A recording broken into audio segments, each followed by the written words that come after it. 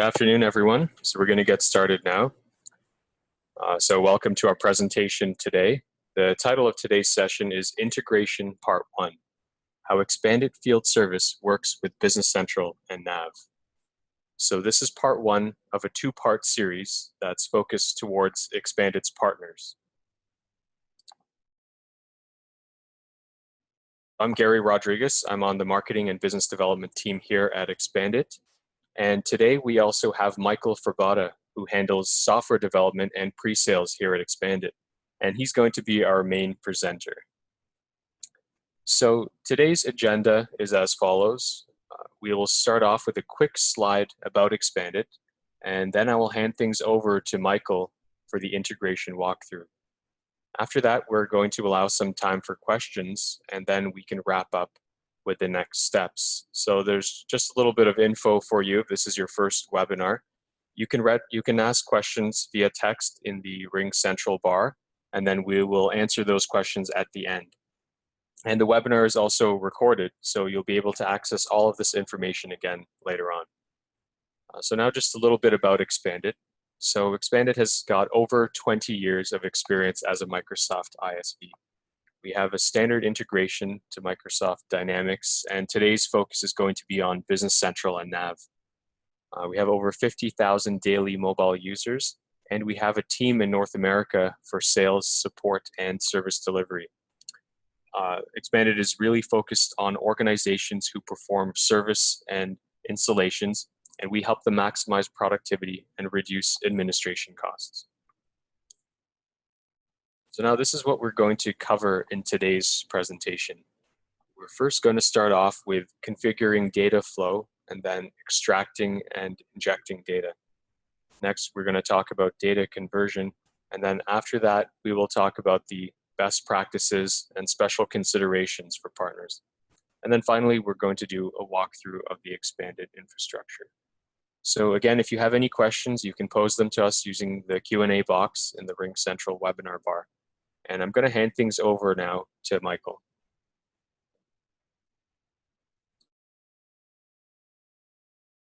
Thank you, Gary. So my name is Michael Frabata. What we're going to be looking at today, as Gary said, is how we integrate with NAV and Business Central. So we are going to start off with some slideshows, some slides within this slideshow to discuss some of that technology, and then we're going to have a couple of demonstrations of where it's appropriate within the tools that perform the integration. Today's webinar is not focused on anything having to do with our applications themselves, meaning having to do with planning or mobility. Those have been covered at least at a high level in the first 3 webinars of our series here.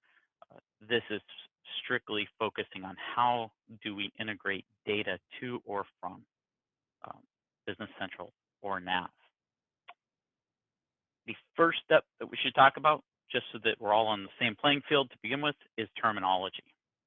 And so I'm going to utilize the terminology below throughout the rest of this presentation. So I just want to make sure that everybody is on that same playing field. I'm going to use the word BAS a lot. And what that stands for from our standpoint is the Business Application Server. When we're looking at our infrastructure slides coming up next, it's our middleware server. And we're going to talk about what that is and how it functions and its purpose. But the BAS specifically is going to refer to that middleware server. An extraction is the process that we're going to utilize for pulling data from the ERP system. So in this case, NAV or BC. So extraction is pulling data out of the ERP system to our middleware system. And injection, next below that, is the process of pushing data from our BAS into the ERP system, NAV or BC. Lastly, we use a couple of terms down below. Sometimes we'll say processing or conversion, but they both mean the same thing. It's the process of manipulating the data that's been pushed into the ERP in temporary holding tables into standard NAV tables. And we're going to cover this a little bit more and how this is designed and the design of this. But these 4, well, really 5 terms it's good to define them up front. So again, extraction will be the pull of data out, injection is the pull of data in, BAS is that middleware server. I think that those are the three biggest for the next set of slides, which is our infrastructure. So to start with our infrastructure, what we should just focus on to begin with is the concept of how we integrate out to without the ERP system. So what we see here is we see in the center of the screen, we have a BAS server. Now, keep in mind these are logical servers, that meaning you could share a BAS server and a NAV server. The BAS server is not necessarily a physical owned box, but it may be. So we have a BAS server, and it communicates using web protocols through to external clients, laptops, tablets, phones, computers, any type of external piece. This BAS server could be, and we don't get into when we talk about the infrastructure, we're not going to focus too heavily on the actual setup within customers' networks, because they're all different, and every customer has different security requirements. They have all kinds of different requirements within their organization. But it doesn't matter if the BAS is hosted in the cloud. It doesn't matter if the BAS is hosted internally. And in the usage of our Essentials product, we host the BAS. And so the BAS is that middleware server, but where it's hosted is in the purposes of this conversation is semi-inconsequential. What's important though is that BAS server, that middleware server, has its own SQL database. Whether that's a separate server again, doesn't really matter, but it has to have access to that middleware SQL database. So what the BAS does is it communicates data to and from those external devices and keeps track of the external devices, what data they have or don't have. It's doing all that work. And the reality is it can live 100% without communication to the ERP system if the ERP system is not available, until the ERP system becomes available again. Now, in all of our prior webinars, I've pointed out that the data of the BAS is derived from the ERP system. That's still true. So, but the point is, if the ERP system is down, undergoing an upgrade, it's being backed up, server has failed, any of those pieces, the BAS can continue to survive and function without it until it's available again. So we're going to focus on two integration points, one to NAV and one to Business Central. And how this functions is fairly the same, but with a few slight differences, so we're going to focus on that. The first one we're going to look at is how we work against NAV proper, whether that's, and so an on-premise NAV installation. So again, the BAS could be hosted internally, externally, or it could be an Essentials product. But if you have NAV proper installed, on-premise NAV, then you have your ERP system, and the ERP has a SQL database. Our BAS server is going to communicate with SQL directly. Now, in the case of it being hosted externally, or if you're working with our Essentials product, there can be another, what we call a cloud connector installed between the BAS and the ERP system. And that can be installed then internally on-premise, and it will handle pulling the data to and from and then pushing to the BAS. And what that enables is it enables you to not open the firewall down from a BAS that's externally hosted into your ERP SQL. So again, different customers have different requirements. However, the real premise of how we integrate to NAV and the purpose of this slide is to show that we're not going to the NAV application server. We're not going to the the three-tier architecture. We're not going to that middleware server. We're going directly to the SQL server, and we're going directly to the SQL tables. And we're going to focus on that a little bit more here. However, with Business Central, that's not possible. So with Business Central, you have a cloud ERP, and it's out there. And so we're going to talk about how we integrate to that cloud, but it's utilizing web service calls, and we're going to talk about how that works. So the key to these slides is the infrastructure from the BAS out remains the same. We have a BAS, we have a BAS SQL box.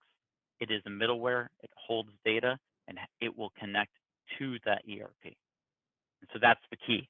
The focus of this session is the connection from that BAS server to whatever ERP you have, whether it's cloud BC, or whether it's NAV on-premise, or BC on-premise. And we'll talk about both of those. So let's talk about our process. What is our process? How do we push or pull data? And this will be irregardless of the back end. Okay. So we talked about the concept of extraction, the process of extraction. So data is extracted from the ERP. Again, during extraction, so as it's pulling that data out, it stores it in the BAS SQL database in what we call a holding table. After all of the data that has been pulled for that table out of the ERP system, the existing table is dropped and the holding table is renamed to the existing table name in a single transaction. At the same time, any existing indexes are dropped and rebuilt at the same time. So how does that actually look? Well, here's an example created as part of this. So your ERP system will have the item table, and this is a small subset of fields as I pulled from the actual item table as an example. We know we have the number, number 2, description, and so forth. When we pull that data to our BAS database, it's pulled to a holding table. And our system by default creates those holding tables with the $extract, $, and then the table name, and then the fields that we're pulling out. So data is pulled to the SQL database server in this holding table. You'll notice that in this example, I specifically pointed out that not every field is pulled. So we only pull the fields from the tables, and we only pull the tables that we want. So we're getting a subset of data, smaller set of data. There's a lot of benefits to this. There's speed benefits, there's data size benefits, there's security benefits, because now your whole item table or your whole customer table is not available on the BAS. So, and you'll also notice that the names are different. The ERP calls it the item table. The BAS calls it the product table. The ERP calls it the number field or no field, and the BAS, we call it the product code. So our system uses different naming conventions. And this process, this change occurs during this extraction process. When we pull the data out, we rename it as part of that. Our system works against several different ERP systems, and they have different naming conventions. So we have our own naming convention internally for that data. So as part of this extraction, we talked about it. It extracts and it pulls to this temporary holding table. What happens next is, as we talked about, once fully extracted, a renaming transaction occurs. And it renames this table to this table. And what this does is this ensures that nobody who's communicating with the BAS sees an issue or sees a loss of table, because it occurs within a single transaction. So it holds the reads or writes to that table while that transaction is occurring. Remember, at the same time as that renaming, we're rebuilding or recreating the indexes on the table. SQL server itself will decide how and when to rebuild those indexes.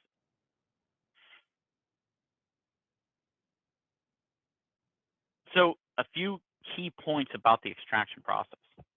The extraction process can include tables with a multi-field key. And when we're looking later at how this works, you'll see that we can set up keys across multiple fields. The extraction can include flow fields. So flow fields in NAV, which again, if you remember, we spoke about us going directly to SQL. Well, flow fields won't exist in those SQL tables. However, we can extract flow fields directly to us. Extraction can include filters. So if you could go in and set a filter on a field and its field level filters, and you can set multiple field level filters at once, those filters, and this is one of the keys to the system, are applied at the ERP side, meaning the amount of data even pulled to us to begin with is less. So we're not pulling everything and then filtering out. We are requesting the filter and getting that subset of data to begin with. Lastly, extraction happens on a timed basis. So within the BAS itself, there is going to be some scheduled tasks set up. And those scheduled tasks will, on a timed basis, launch an extraction. How often an extraction occurs really depends on amount of data being pulled and data set sizes. Pulling millions of records obviously takes more time than pulling 1,000 records. And so what we do is we work with customers on different data sets that need to be pulled. And so that's a topic for later on. And so let's talk about injection now. So injection, again, is pushing the data from the BAS to the ERP. Data that goes into the ERP will not go into standard ERP table. So if you remember before, we would not take any data from the product table and push it to the item table. That's not the expectation. Instead, data would be pushed from the BAS into the ERP into what we call a holding table. And those holding tables are part of our objects and extensions, depending on NAV or BC, that you receive from us as part of the installation. Once injected, the data is visible within our ERP holding tables, and at that point can be processed to standard NAV tables. So there's one of our terminology words of that process.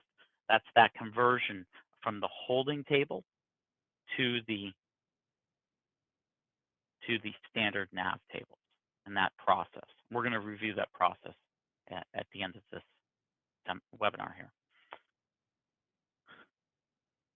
So the data to integrate, just as with the extraction, is also set up with the configuration tool.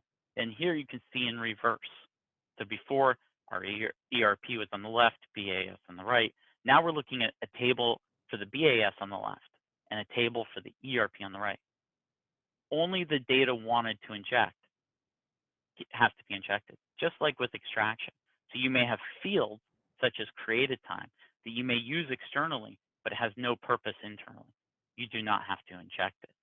Or again, the system has different naming conventions.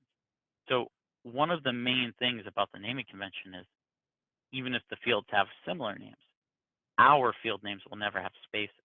And of course, Business Central and NAV utilize spaces within their field names.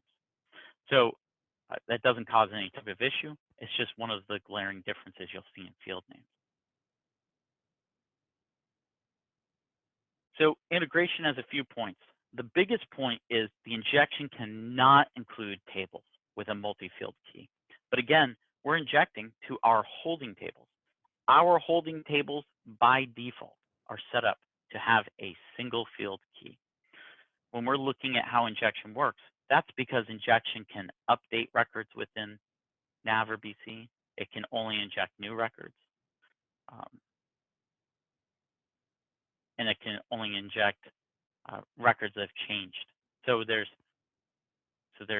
different options for injection, and to do that, it's not going to facilitate a multi-field key, single field key. By default, all of our tables are already set up that way. But if you create additional new tables, you would follow the same pattern that we have in place. Injection cannot include flow fields. So this is true, but only to a point. If you're injecting, you cannot, through our tools, say, create a flow field and inject that data. What it doesn't stop is you can inject from tables, yes, but you can also inject from a view within SQL. So you could create a view. That view could flow data or do a join from multiple tables to inject. The key is the view has to be updatable. So within SQL Server itself, you can create your own view, inject from that. That does give you the premise of injecting what would be just like a flow field. However, it's not a flow field. Injection can filter data. So you can inject just specific sets of data that meet specific criteria. We already do that by default, and you'll see some of that. As an example, we only inject records after they've been finished, after they've been approved. So we look at certain data already, but you can add additional filters for injection. And just like extraction, injection happens on a timed basis. The general concept between the two, extraction normally happens at a less frequent cycle because the data set sizes are normally larger. Injection normally happens on a very frequent cycle because it's a smaller data set. It's only the data that has been created externally from the ERP system. And you want to tell the ERP system about it as soon as you can. So that's the general premise of the setup between the two. So let's talk about what actually facilitates the extractions, the injections, and the configuration of extractions and injections, the tools. First, we're going to talk about the tools specifically used against NAV. So before I get too far down this line, I just want to make a point that these tools for NAV work against NAV or Navision. They work against both a SQL database or against a native database, if you're going back and looking at prior installations you may have on hand. But what we're focusing on today specifically is against the SQL database. However, the same tools operate against both the legacy and the SQL database. So the tool that performs the extraction is simply called the extractor. So the extractor is a command line tool. It's normally installed on the BAS server. It communicates directly with the SQL server, which we saw in the diagrams of infrastructure. And what it does is it simply runs the requisite select statements from the ERP database and insert statements to the local BAS SQL database. The configuration of what tables and what fields is done through the configuration tool. So all the extractor really does is read the configuration, go to the ERP system, get the requested tables and fields, and put those into the local middleware BAS SQL database. The injection process simply uses the injector. It is also normally installed on the BAS. It communicates directly to the SQL ERP SQL database, taking data from the middleware BAS SQL database and inserting it to those holding tables put in by our objects or extensions into BC or NAV. Again, it's a command line, and it is configured using the configuration tool. So these two pieces specifically are utilized against NAV, on-premise, the install of NAV. A different tool handles Business Central. So Business Central's communication is done by what we call the broker. The broker there's no injector or extractor separator. The broker does both. The broker will handle both extractions and injections between the BAS database and Business Central. It is also normally installed on the BAS. Unlike the extractor and injector, which both look directly at the SQL server for the ERP, the broker communicates through a web service from Business Central, which is published as part of our installed extensions. That web service enables our broker to gain access to any table and any field to pull data, and it enables us to gain access to inject data, technically into any table or any field, but again, our focus is on those holding tables. Keep in mind, there's no modifications required to that web service or that code unit for that web service to add additional fields, additional tables. That is designed in to the design of the web service. So all of the configuration for this tool, again, what data you want to push or pull, is still done through the configuration tool. Now, I left that as the bottom item on all three so that it would be in the same place, because that's really the key of our system for this integration piece. The same tool is used to integrate, whether it's Business Central or NAV, whether it's on-premise or whether it's cloud. The same tool is used to read what is in the ERP system and determine what gets pulled out, and what gets pulled out, determine what is out and gets pushed back into the ERP system. So what gets extracted or injected. So the configuration tool, also normally installed on the BAS. This is what actually configures the data that will be injected or extracted. It has an easy to use interface. So it's not command line, such as all of the other tools. And that's because the other tools are meant to be run with that, not by hand, but on a timed basis or through an interface. It maintains a continuous integration view, even with different changes to the ERP. That means with the configuration tool, you get the same integration view, whether you're looking at NAV 3.7 or Business Central. Your integration view is the same. You see tables and fields that you want to pull from the ERP system, and you see what tables and fields you want to push into the ERP system. But it's given us that same view of integration and same tool set. The tools that lie behind to actually do the integration are separate, which we've just discussed. So if you have an on-premise NAV installation and it's NAV 2009, and you've integrated and you upgrade, so you take NAV 2009 offline, the BAS continues to operate. Now you upgrade to Business Central, you reconnect the BAS to the new Business Central. The tool that did the integration, the connections, was the same tool. So as you're learning the integration tools, this is key.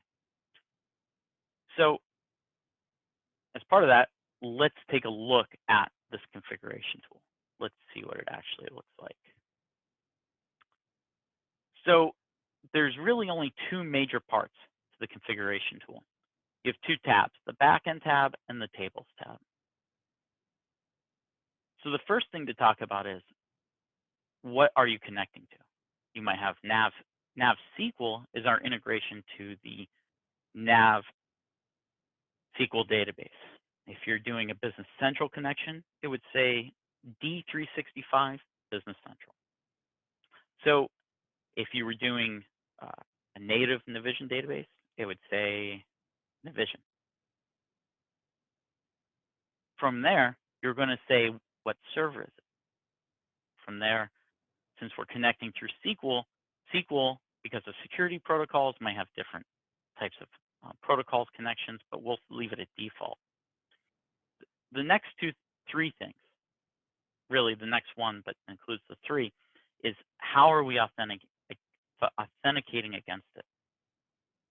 I know that one of the items on today's webinar was, best practices, and I'm going to cover those as we go through it. But really, the best practice here is our suggestion at all times is to connect utilizing SQL authentication. There's multiple reasons for that. If you connect through Windows authentication, the scheduled task that is going to be set up to run the extraction and injection has to run as the user who has the rights to NAV and to the local BAS SQL database, because it's going to connect to them utilizing that SQL authentication. If you use domain or Windows authentication, you're also, and again, this comes back to network setup, you're beholden to password requirements and changing of passwords. So what we see a lot of times is a password for a service account may expire, and we'll get a call that data is no longer flowing. It actually isn't a fault of the system. It's the password expired and needs to be reset. So after it's reset, somebody actually has to come in here and start the tool back up. Using SQL Server authentication, you can, and I wouldn't necessarily suggest utilizing the username of SA. However, you can create a username that has access to it with specific rights, read rights to the tables for NAV, for standard NAV tables. really all that's needed. So you can do that with Windows authentication as well. But again, you deal with issues with passwords and whatnot. So our standard best practice is to suggest SQL authentication. So you're going to select the server. Again, that's a SQL server, how you're going to authenticate, the database, and then you're going to get a list of companies that you can select from within that database. So again, our system connects to one database, one company for any given instance of our software. So we don't mix 3 companies into one instance of our software, because then we don't know where the data would be going back to. So simply, you just have to select where it's going. So once you've selected this, you can hit Test Backend Connection. It will test the backend connection, and it will get a full listing of all tables and fields within the backend. That listing, whether it's Business Central or NAV, will give you a full listing of everything available. So even if you've customized your ERP system, they will be available here. On the Tables tab, this is where the actual integration happens. What you're going to be able to see is the backend table.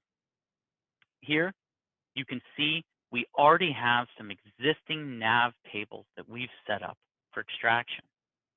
So on the left-hand side, you can see that these are what we call active, because we're utilizing them.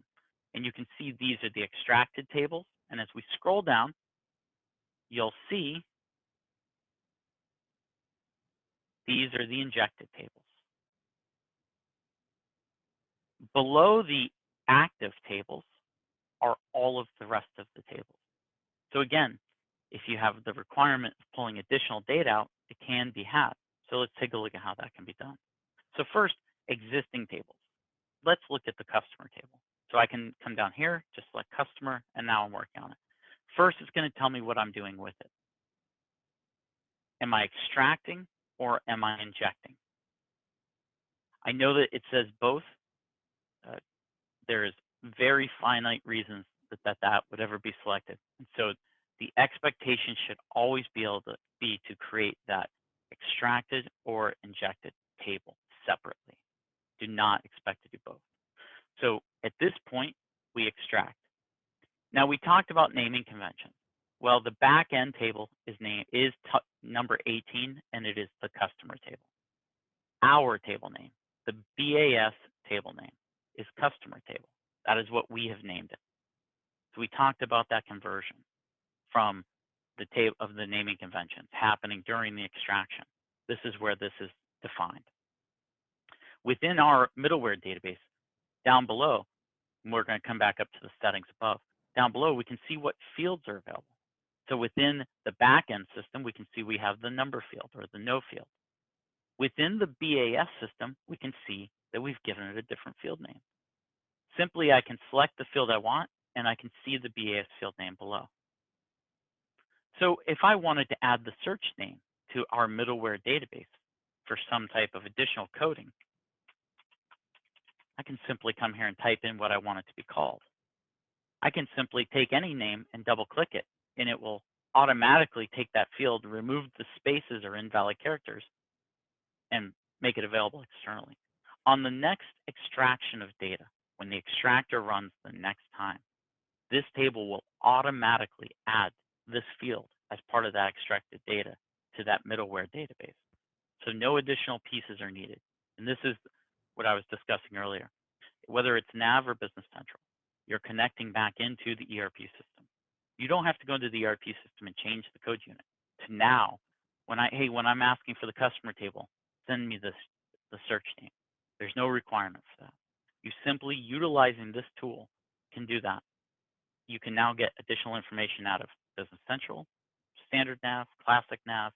The same interface has been used for all of those. And that's the continuous, offers continuality. So simply I can add additional fields. So what else can I do? Well, maybe I only want customers who are not blocked. So what we can do is we can find the blocked field, and we can add an extraction filter or an extract filter. Now, within NAV, the block field on the customer card is actually an option. an option dropdown.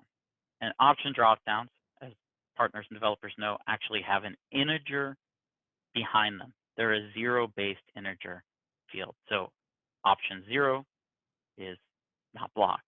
And then other options below that are blocked from invoicing or blocked from purchasing, other types of options. And they will have indexes of 1s, 2s, and 3s. When you're working against NAV proper,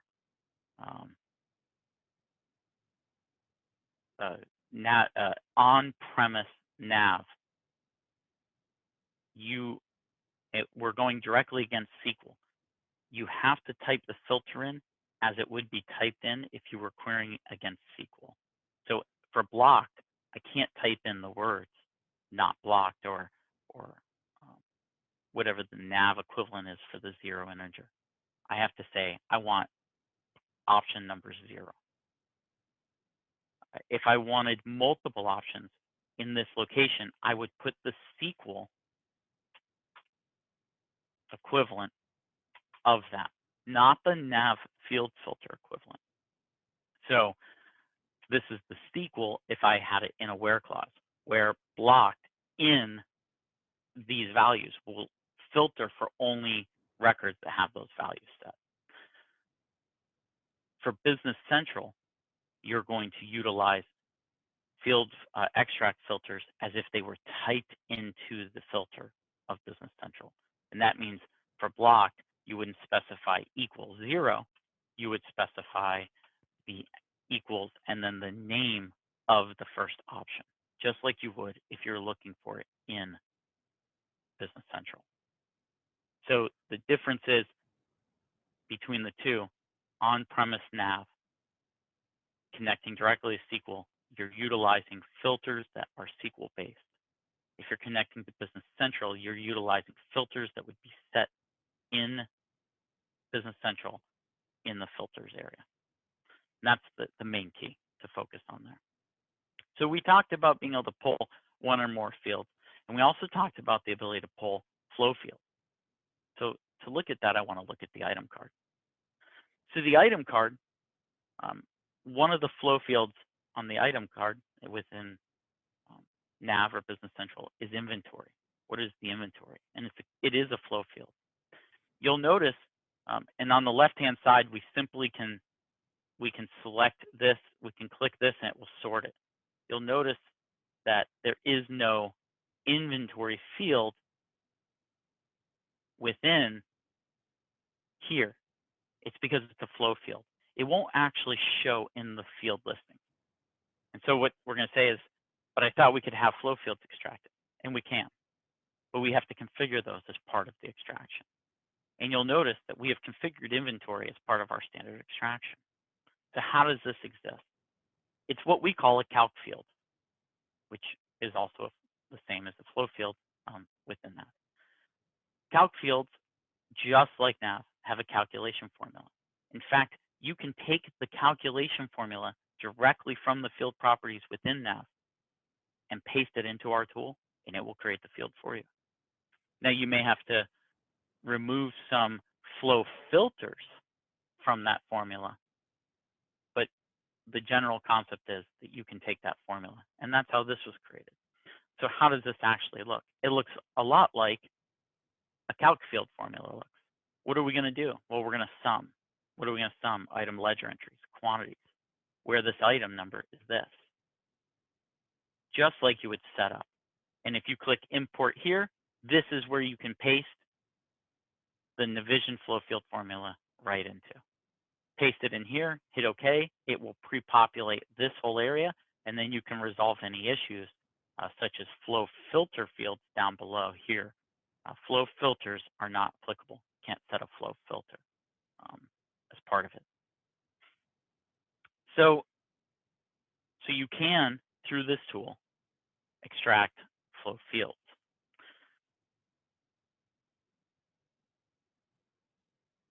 Some of the other pieces, so we've covered extracting fields, how they're extracted, how they're named, the renaming, setting up filters, and flow fields.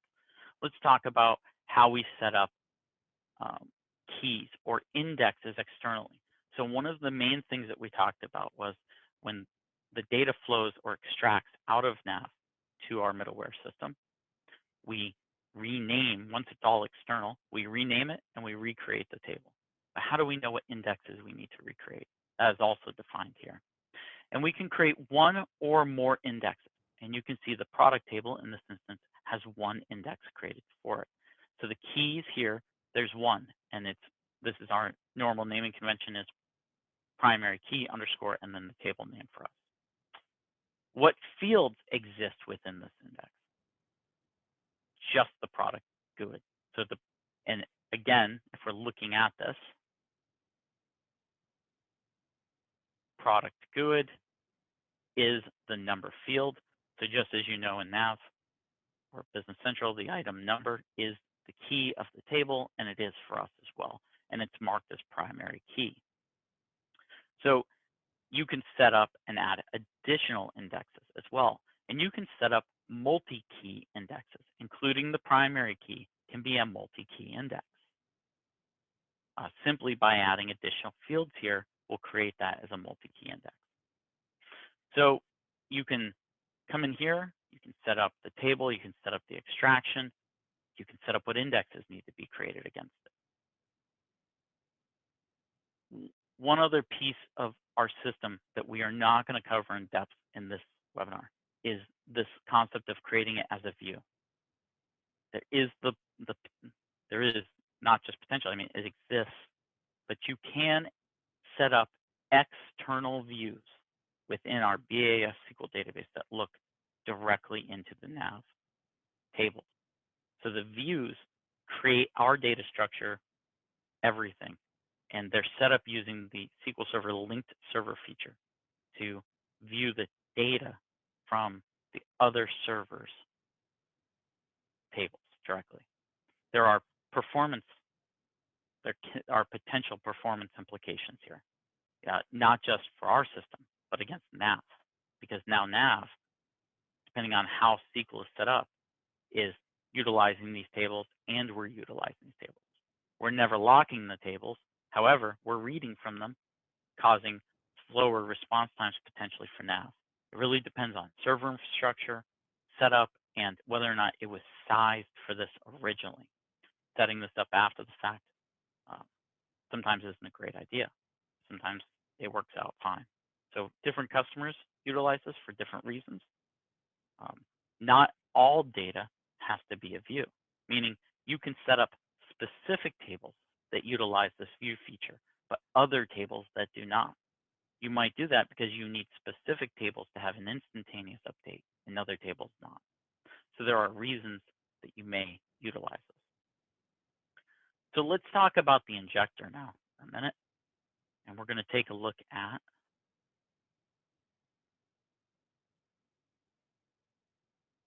this right here. You'll see that our injector is, again, we set it to inject. We've said what table from our system are we taking data from, and then what table are we putting it into. Down below, again, we've selected the fields from our system and where they are going to. The main key here is this additional mark that says key. If you remember, there has to be a single field key for injection.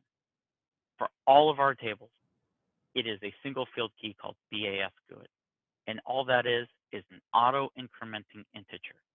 It enables us to be able to do different types of injection back into the ERP system. What are those? We can update existing records within the ERP system. We can only update new records, or I'm sorry, not update, inject new records created from us into the ERP system. Or we can append records. So records that have been updated get appended, added separately at the end within the ERP system. And we talked about setting up filters. Well, how do we set up filters? We're not going to utilize the extract filter here down below. You'll notice it's even grayed out because that's specifically for extracting data. What we do is we set up the where clause. This is our filter. And in this case, you see that I will only inject from this table into my ERP system where, and this is a field we utilize called BAS injected. It's a date time field. It allows us to stamp records after injection. So we're only going to inject where that's null, meaning it has not been injected before. We're only going to inject where approved is true, 1, and where record action is not delete, meaning it's not a logically deleted record. So it takes a little bit more knowledge to change the data model to take data or take information on the mobile client or through the planning board, save it, and get it back into BC or NAV. However, once you have it saved, it's as simple as adding it into the list of fields that you do want to inject, such as response time hours, and knowing your new BAS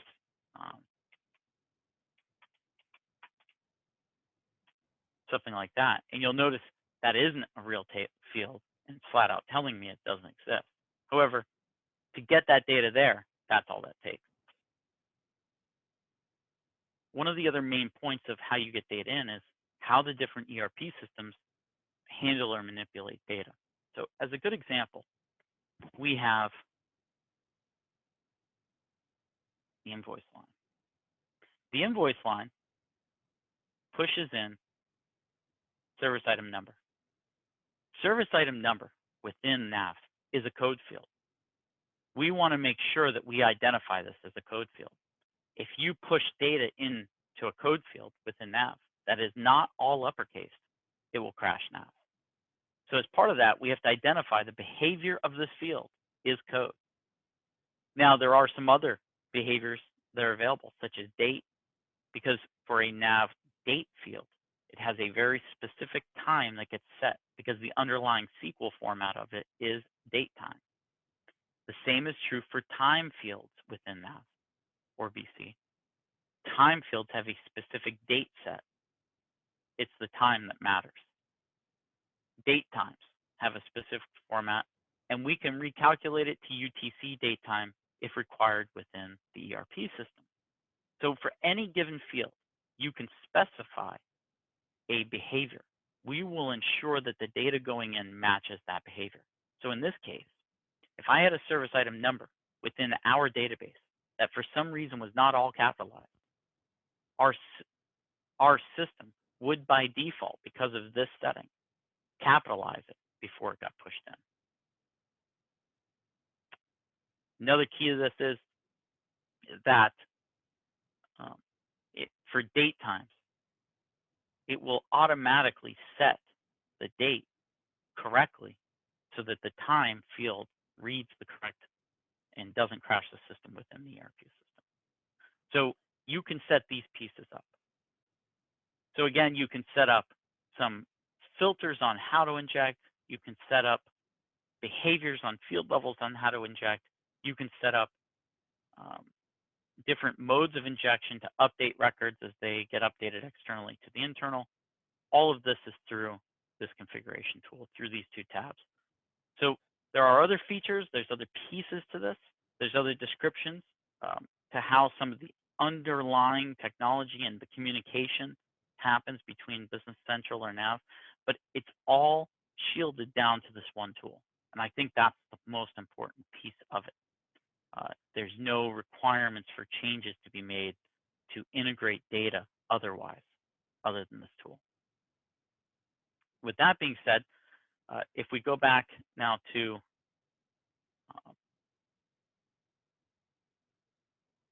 the slideshow, we talked about data processing. And we're only going to spend a couple minutes on this, but it's just the premise of what is data processing. So again, our data that's injected is being held in Business Central and NAV tables. And they were added by our objects or extensions within the ERP system. That data is processed using code units by actions on the data review pages. So by default, we're going to see in a second, there are some data review pages. They have process buttons. Process buttons launch code units. Those code units could be set to be launched by the job queue or by another external launching component, depending on the version of NAV or Business Central. The data converted is then pushed from our holding tables to the Business Central or NAV table using Business Central logic or NAV logic. And that's really the key. It's using the business logic at this point. It's ensuring the data we've given NAV is as good as it would have been as if I had been in the ERP system myself and entered it by hand. So all of the validations, all of those pieces are occurring as part of that data conversion. And that is a very important feature of our product. There's all kinds of other pieces of why the designs were made this way, from security down to licensing. But these pieces also, because of the way the configuration tool has been set up, has given it this continuality all throughout, and the integration has stayed the same. So quickly, just to show the Business Central side, within Business Central, we have our system that allows for ExpandIT, and you can see things like incoming service orders. So this is our own table accepting incoming service orders. We have incoming tables for service orders. We have them for sales orders. We have different incoming tables for different reasons, different processing. We can process our job planning entries externally if you've seen the other pieces. And this data can then be reviewed. So what can I look at? Well, we can look at one that's here.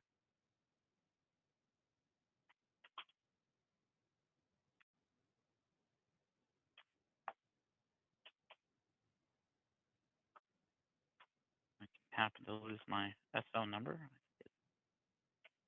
5. We'll just go with that. Had it written down, and I don't know what happened to it.